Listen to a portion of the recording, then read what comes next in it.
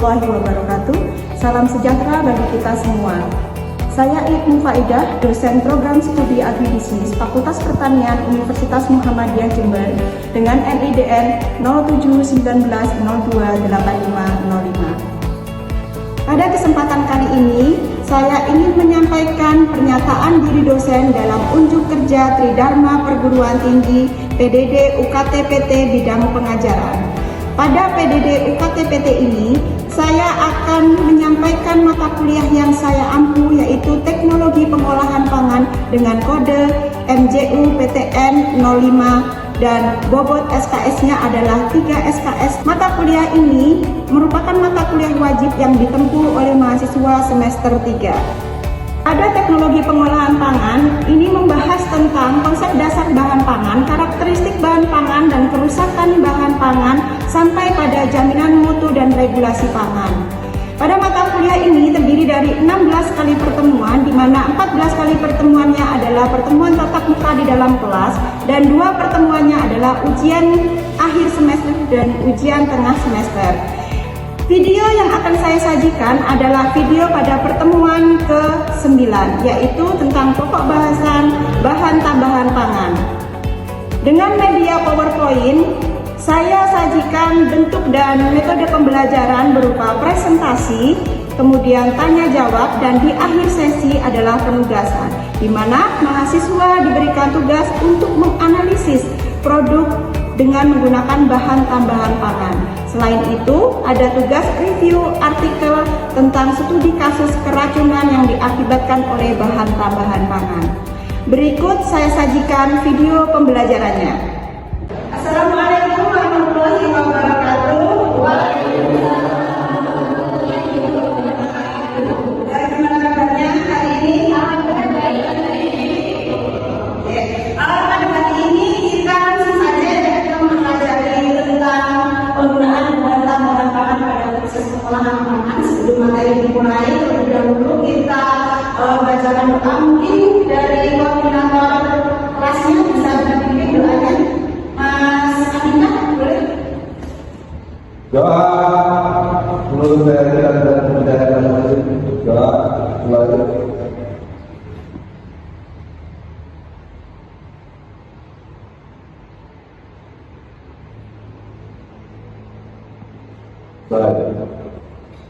Oke, terima kasih. Dari sini ada yang sudah tahu nggak bahan tambahan pangan? Ada yang tahu? Belum masak, belum tahu. Angkatan pernah makan minuman itu kan ada bahan tambahan pangan. Ya. Contoh bahan tambahan pangan yang kalau ayam masak itu biasanya apa? Pewarna. Terus ada apa lagi? Yang tahu? Pewarna, garam, gula, mungkin enggak? Pemanis, pengawet. Oke.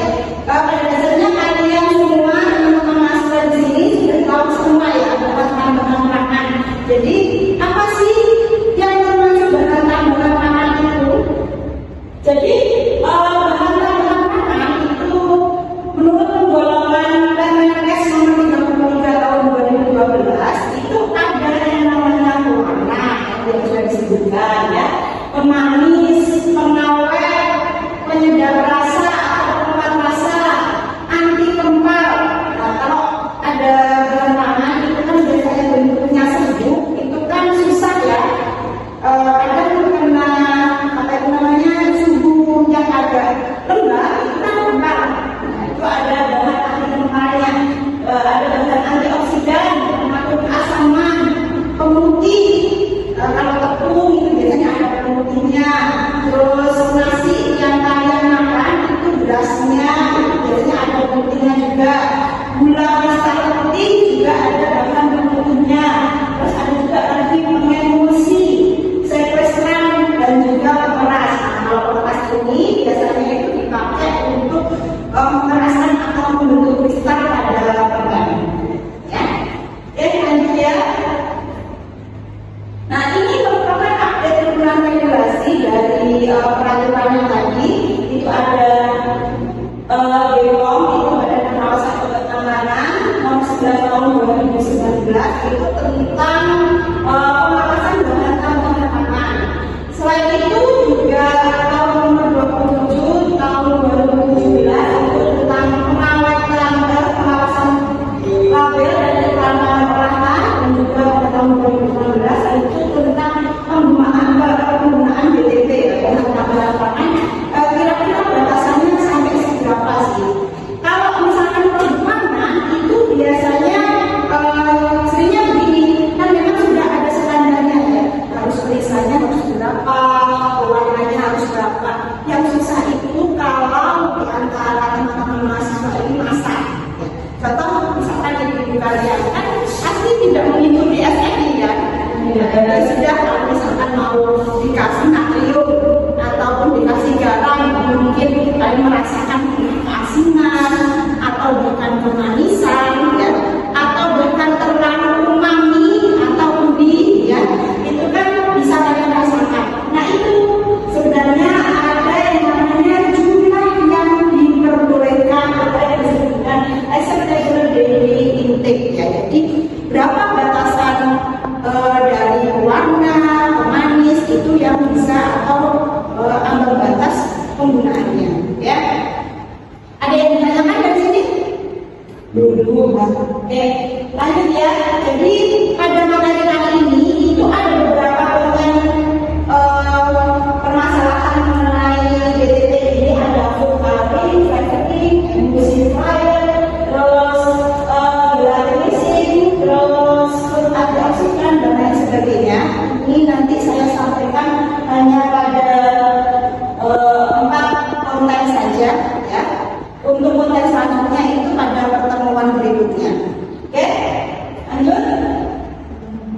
Food coloring ya. Yang kalian tahu di sini pewarna itu dari mana saja? Kunyit, apa? Daun pandan. Daun pandan warnanya apa berarti? Hijau. Kunyit tadi kuning. Terus ada ubi ungu. Bunga telang warnanya apa tadi? Ungu. Oke, terus buah naga. Sebagian besar yang kalian sebutkan itu adalah merupakan pewarna alami yang bisa tersedia dari alam, yang bisa kalian ambil. Di antaranya pewarna-pewarna tersebut termasuk ada pewarna-pewarna yang sekunder, warna-warna sekunder. Kan yang kita ketahui warna kan ada warna primer ya, apa aja? Merah, terus kuning, biru. Kalau merah sama kuning digabung jadi apa? Oranye. Terus biru sama merah digabung jadi apa? Ternyata ada bahan-bahan pangan yang memang berasal dari pewarna yang menghasilkan pewarna sekunder. Nah, jadi fungsinya apa sih sebenarnya food coloring itu? Ada salah satu yang punya adik kecil gitu. Kalau beli makanan itu minta warna yang seperti apa? Cerah. Oke, cerah. Warnanya cerah, mencolok. Ya. Jadi sebenarnya food coloring itu ditambahkan pada makanan atau minuman untuk memperbaiki dan mengubah warna. Bahkan yaitu untuk mempertajam warna aslinya. Jadi fungsinya pertama adalah mengimbangi hilangnya warna. Nah, pada proses pengolahan pangan itu sering terjadi terpapar oleh suhu yang sangat tinggi,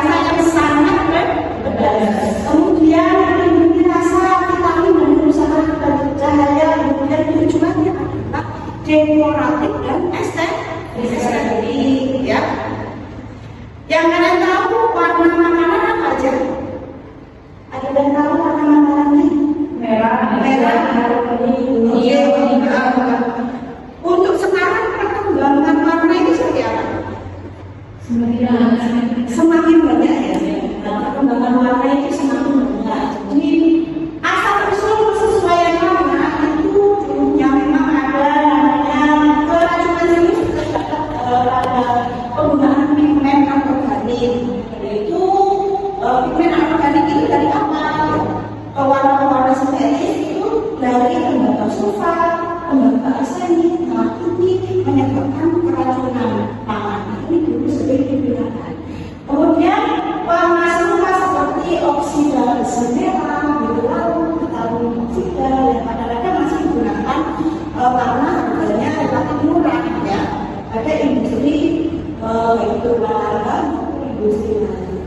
Nah, kita pelajari tentang primary color dan secondary color. Ada sedikit yang sebelum tadi ya, bahwasanya apa itu namanya warna primer ada red, biru dan biru. Kemudian warna primer ini digabung menjadi warna komplementer. Nah, ini tadi anak-anak kecil menyukai warna yang lebih jelas, sedangkan orang dewasa itu lebih menyukai warna yang soft, lembut. Nah, contohnya di beberapa ini yang senang bermain warna ya, mahasiswa cewek, mahasiswa ya, itu biasanya pakai warna gincu. Ya, lipstick itu sekarang kan berbagai macam warna.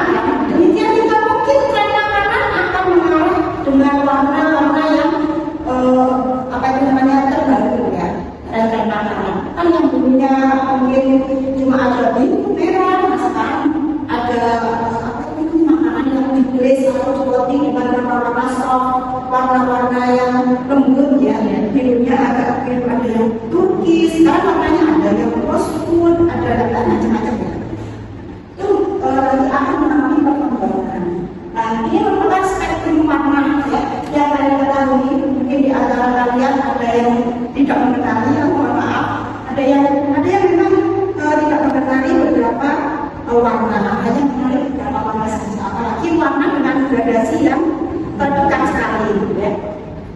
Lanjut. Nah, ini kategori pewarna itu memang ada warna sintetis, ada pewarna alami ya. Kalau pewarna alami ya contohnya dari tumbuhan, hewan ya. Tumbuhan itu bisa buah, bisa bunga. Kemudian kalau ini artificial dye, ini adalah pewarna artifisial ya, pewarna buatan. Nah, di sini ada namanya, ini dilambangkan atau dibuat kode ya, E1 dalam musik, dalam standar electrostik, farmasi. Nah, ini pasti kalian bertanya-tanya, kalau warna sintetis itu dari mana sih? Warna biru. Kalau warna alami kan tersedia dari apa? Kalau sintetis ini warnanya dari mana? Bahan kimia. Contohnya ini ya. Pada eritrosin itu berasal dari fluoresin yang diiodinasi. Ditambahkan dengan iodin baru memunculkan warna pink ya. Terus ada lagi di sini tartrasin. Tartrasin ini dari benzen ya. Benzen itu ya kelompoknya ini apa namanya? Benzena. Benzena petroleum. Minyak bumi. Kemudian diramu sehingga membentuk warna yellow tartrasin. Oke. Jadi ada yang namanya sertifikasi warna. Sertifikasi warna itu kalian di sini kan ada kode misalkan E132, terus ada FDNC. FDNC yang tahu nggak FDNC? Mungkin Mas Andika tahu FDNC apa?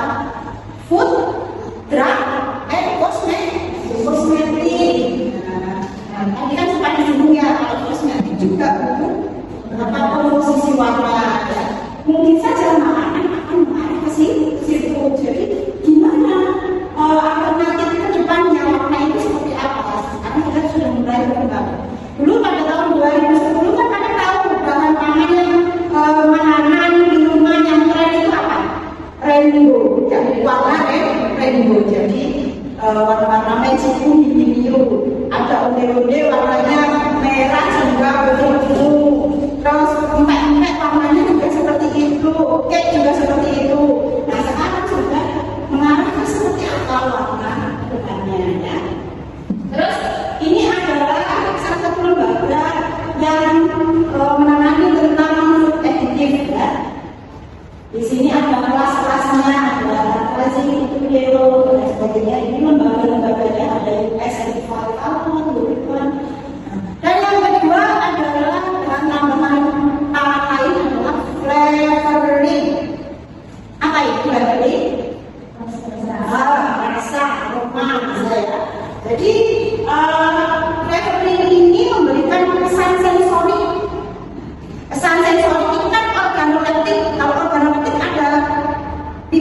perbedaan ya apa saja? Tadi warna, terus rasa, terus bau atau aroma, bentuk atau tekstur, ya, kekerasan. Nah ini merupakan salah satu sensori flavoring itu adalah aroma, ya aroma. Jadi ditentukan pertama ada nilai kimiawi, rasa dan bau.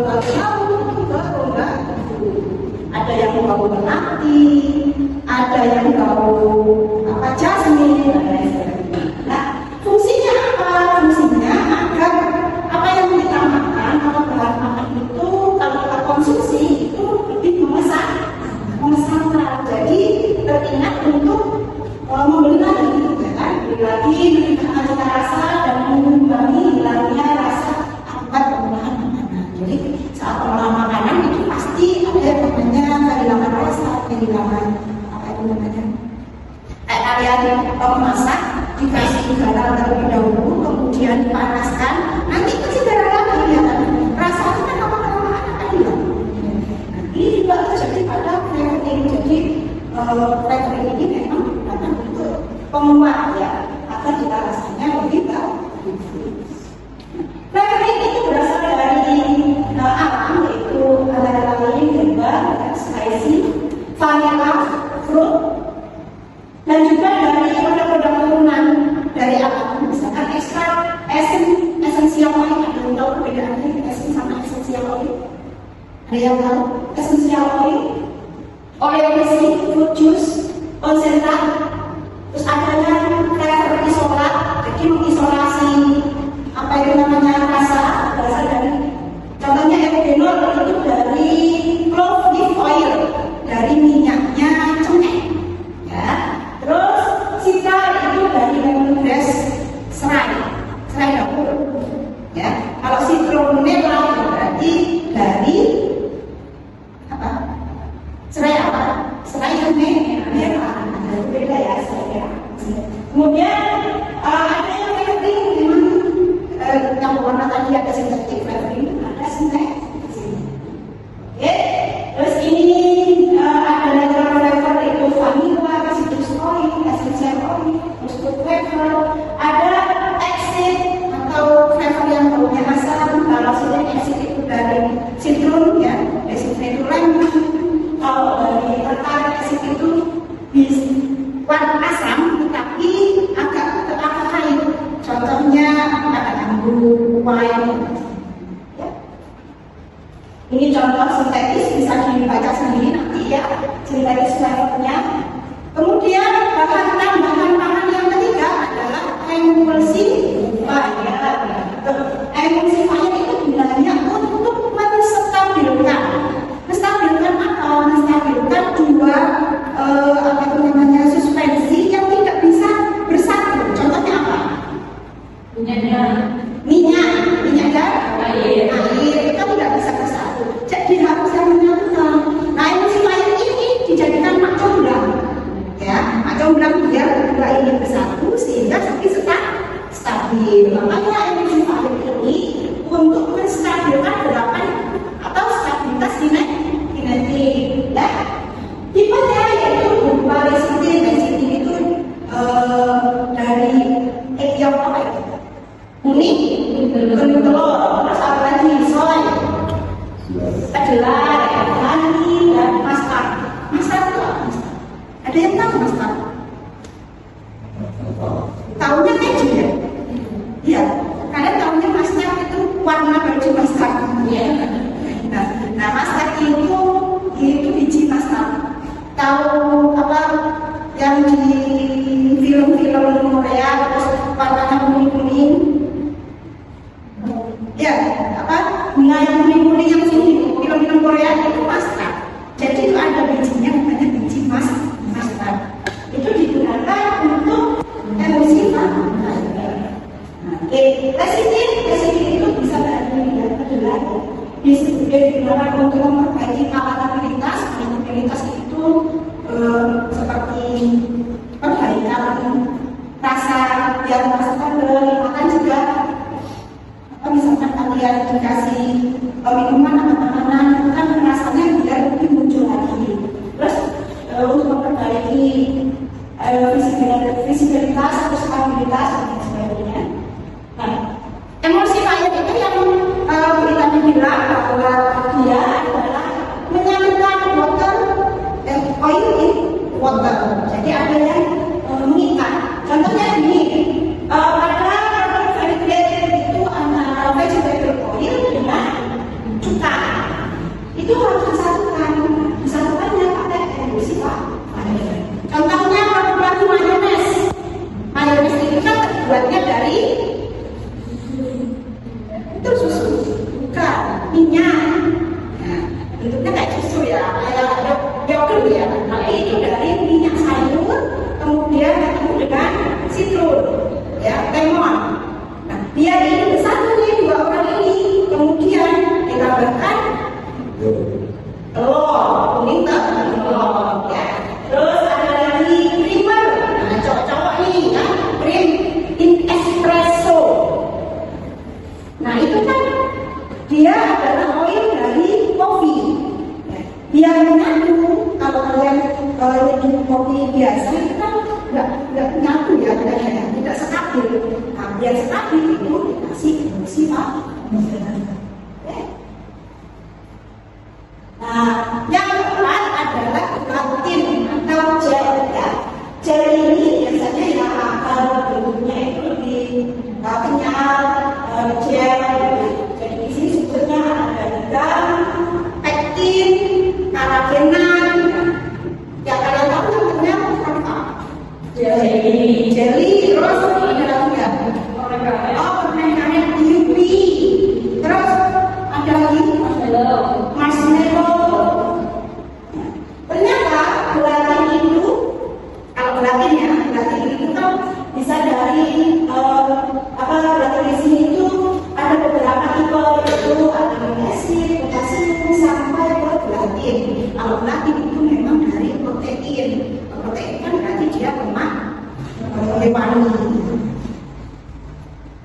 Nah, di sini ada memang digunakan untuk dikenal pengental, stabilizer dan emulsifier. Yang tidak bisa digunakan untuk pengental dan stabilizer itu ada gelatin. Ya. Yang ini. Hanya dipakai buat emulsifier. Nah, akhir-akhir yang kalian tahu itu dari silit. Lalu rumput laut itu macam-macam fungsinya. Bukan semua rumput laut itu bisa digunakan untuk nori, bukan rumput laut itu bisa digunakan untuk agar semua ada fungsinya masing-masing. Ya. Terus ini contohnya beridium, Drasilaria. Biasanya kalian dengan Drasilaria SP, algina, terus karagenan. Karagenan itu juga dari rumput laut. Santan gama asasia, gama arabi, gula garam, dan ada lagi starch atau pati. Kan kalau starch atau pati contohnya adalah kanji, tepung tapioka. Itu kalau dikasih air panas itu jadi dia memang agak kecil, jadi dia mengandung gel ya. Terus di sini ada juga pektin, ya. Pektin itu contohnya dari tumbuhan, itu bisa dari buah maupun dari sayur. Pektin tipenya itu ada 50% karbohidrat. Dan oke, untuk agar kalian ini bisa menganalisis bahan tambahan makanan apa sih yang ada di dalam produk. Kali ini boleh nanti saya kasih silakan diambil yang kalian suka satu saja. Oh, ini sama saya. Silakan diambil satu. Oke, diambil boleh satu.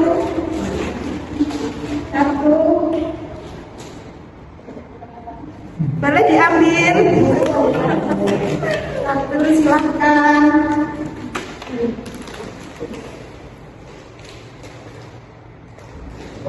Oh, ada kopi? Oh, nggak ada. Oke. Susu ya? Itu bukan untuk dimakan.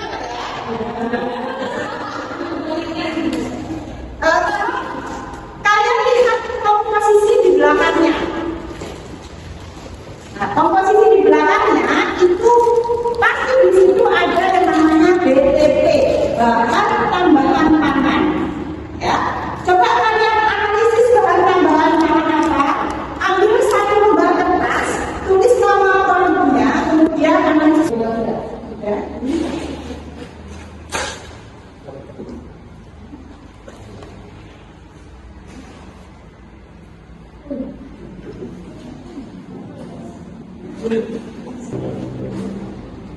Baik, selanjutnya untuk pertemuan berikutnya kita akan bahas kelanjutan dari PTP ini. Maka dari itu saya kasih oleh-oleh tugas kelompok ya.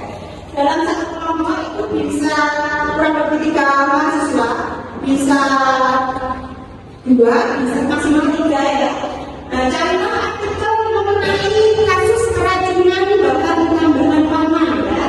Kemudian silakan review artikel tersebut dan presentasi pada minggu depan. Oke? Bisa dimengerti? Bisa. Ada yang ditanyakan? Tidak. Kalau begitu, terima kasih seluruh mahasiswa. Semoga hari ini bermanfaat dan hati-hati di jalan. Wassalamualaikum warahmatullahi wabarakatuh.